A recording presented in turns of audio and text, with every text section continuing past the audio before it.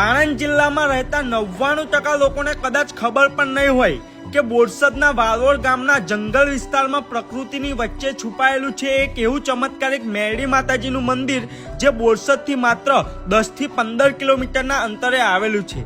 આ જગ્યા પર તમે એકવાર જશો તો તમને ઠંડો પવન, પંખીઓનો અવાજ અને શહેરથી દૂર શાંતિમય વાતાવરણનો અનુભવ થશે।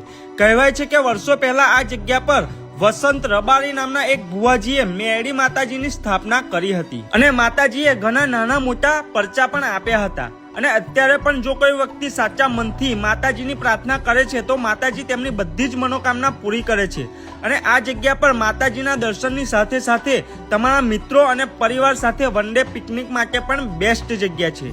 જો તમે પણ આણંદ અથવા આણંદની આજુબાજુ રહેતા હોય તો એકવાર આ જગ્યાએ જરૂરથી જજો।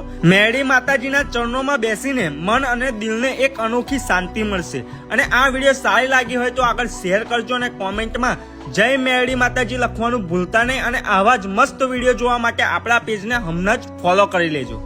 જય મેરડી માતાજી।